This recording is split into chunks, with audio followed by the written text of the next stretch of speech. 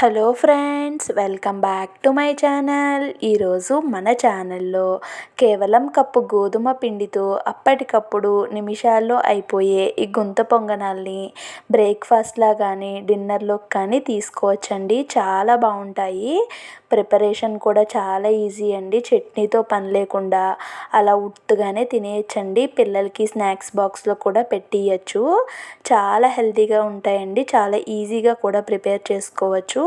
ఇక ప్రిపరేషన్లోకి వెళ్ళిపోదామండి. దానికోసం నేను ఇక్కడ ఒక బౌల్ తీసుకొని ఆ బౌల్లోకి ఒక 120 గ్రాముల వరకు గోధుమ పిండిని తీసుకున్నానండి. గోధుమ పిండి ఏ కప్తో తీసుకున్నామో సేమ్ అదే కప్తో హాఫ్ కప్ వరకు సూజీ రవ్వ, దీన్నే ఉప్మా రవ్వ అని కూడా అంటారు.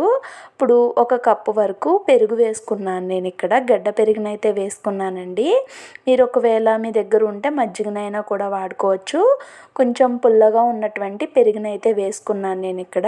ఇప్పుడు ఏ కప్పుతో అయితే గోధుమ పిండి తీసుకున్నామో అదే కప్తో వాటర్ పెట్టుకొని కొంచెం కొంచెం వాటర్ వేసుకుంటూ ఒక కప్పు వాటర్ పూర్తిగా పడతాయండి. ఇప్పుడు గోధుమ పిండి, రవ్వ, పెరుగు ఇవన్నీ కలిసేలాగా కలిపేసి మూత పెట్టి పక్కన పెట్టుకోవాలి. ఈలోగా స్టవ్ వెలిగించి ఒక పాన్ పెట్టుకుంటున్నాను. పాన్ పెట్టుకొని 1 టేబుల్ స్పూన్ వరకు ఆయిల్ వేసుకున్నాను. ఆయిల్ మంచిగా హీట్ అయిన తర్వాత ఆవాలు, మినపప్పు, ఇంకా జీలకర్ర, కొన్ని పచ్చిశనగపప్పు కూడా వేసుకున్నానండి. ఇవి వేసుకోవటం వల్ల మనకి అక్కడక్కడ గుంత పొంగనాల్లో తగులుతూ ఇవి టేస్ట్ అనేది చాలా బాగుంటుందండి. ఇవి కొంచెం ఫ్రై అయిన తర్వాత కొంచెం నువ్వులు కూడా వేసుకున్నాను. తర్వాత చిన్నగా కట్ చేసుకున్న కరివేపాకును కూడా వేసుకొని మంచిగా ఫ్రై చేసుకోవాలండి. ఇవి మంచిగా ఫ్రై అయిన తర్వాత సన్నగా కట్ చేసుకున్న ఒక మీడియం సైజు ఉల్లిపాయను కూడా వేసుకున్నాను. ఒక 3 పచ్చిమిర్చి, మీ స్పైసీనెస్కి తగ్గట్టుగా పచ్చిమిర్చిని అయితే యాడ్ చేసుకోవాలండి. ఇక్కడ నేను ఒక 3 అయితే వేసుకొని అవి మంచిగా ఫ్రై అయిన తర్వాత ఒక టమాటోని చిన్న చిన్న పీసెస్గా కట్ చేసుకున్నాను. అండ్ అలానే ఒక క్యారెట్ కూడా కట్ చేసుకొని వేసుకున్నానండి. ఇవి ఎక్కువసేపు ఫ్రై అవ్వాల్సిన పని లేదు. కొంచెం పచ్చి స్మెల్ అనేది పోయే వరకు ఒక 2-3 నిమిషాల పాటు ఫ్రై చేసుకుంటే సరిపోతుంది. ఇప్పుడు స్టవ్ ఆఫ్ చేసి మనం ముందుగా నానబెట్టుకున్న గోధుమ పిండి, రవ్వ, పెరుగులో అయితే పర్ఫెక్ట్గా నానిపోయిందండి.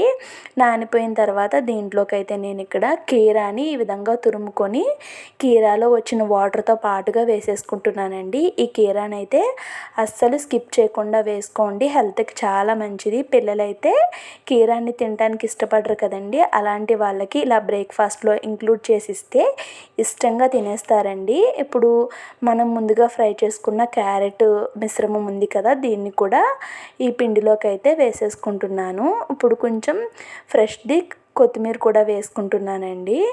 అలానే మనం ఎక్కడ కూడా సాల్ట్ అనేది వేసుకోలేదు. రెసిపీ అంతటికి కూడా సరిపడే అంతగా సాల్టు అండ్ అలానే కొంచెం ఇంగువ కూడా వేసుకున్నానండి. ఇంగువ వేసుకోవటం వల్ల టేస్ట్ అనేది చాలా బాగుంటుంది. వేసిన తర్వాత మొత్తం అన్నీ కలిసేలాగా ఒకసారి మిక్స్ చేసుకుంటున్నానండి.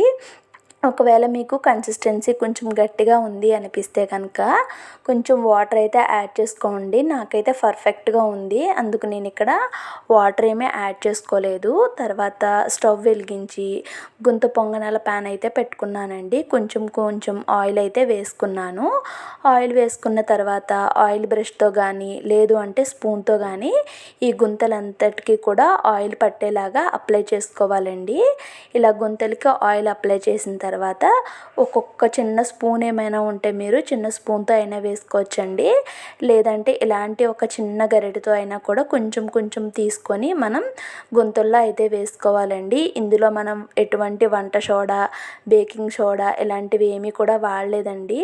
హెల్త్కి చాలా మంచిది. అలాంటివన్నీ వేస్తే హెల్త్కి అయితే అంత మంచిది కాదండి. ఈ రెసిపీని అయితే డైట్ చేసే వాళ్ళు కూడా ఈజీగా తినేయచ్చండి. చాలా బాగుంటుంది. సింపుల్గా అప్పటికప్పుడు ప్రిపేర్ చేసుకోవచ్చు. ఇక్కడ ప్యాన్ని అడ్జస్ట్ చేసుకుంటూ కాల్చుకోవాలండి. మనకి ఆ మంట అనేది మొత్తం గుంత పొంగనాలకి తగిలి మంచిగా ఫ్రై అయిన తర్వాత ఇంకొక సైడ్కి అయితే టర్న్ చేసేసుకుంటున్నాను. చూడండి, మనకి ఈజీగానే టర్న్ అయిపోతాయండి. ప్యాన్కి అతుక్కుపోవడం అలాంటివి కూడా ఏమీ ఉండవు. చాలా ఈజీగా చక్కగా టర్న్ అయిపోతాయి. ఇక్కడ ఇదే ప్రాసెస్లో నేను మొత్తం అన్నిటిని కూడా టర్న్ చేసేసుకున్నానండి. 2 సైడ్స్ కూడా మంచి గోల్డెన్ కలర్ కలర్ అయితే వచ్చేసాయి కదా. ఇక వీటిని సర్వింగ్ ప్లేట్లోకి అయితే తీసేసుకుంటున్నానండి. చూసారు కదా, అప్పటికప్పుడు నిమిషాల్లో అయిపోతాయండి. ఎటువంటి పిండ్లు పప్పులు నానబెట్టే టైం లేనప్పుడు ఇన్స్టెంట్గా అలానే హెల్తీగా పిల్లలకి ఈ బ్రేక్ఫాస్ట్ లేదా డిన్నర్గా అయినా చేసి ఇవ్వచ్చండి. చాలా ఇష్టంగా తినేస్తారు. మరి ఈ వీడియో మీకు ఎలా అనిపించిందో ఖచ్చితంగా కామెంట్స్లో షేర్ చేసుకోండి. వీడియో నచ్చితే లైక్ చేసి ఛానల్ని సబ్స్క్రైబ్ చేసుకోండి. Thanks for watching.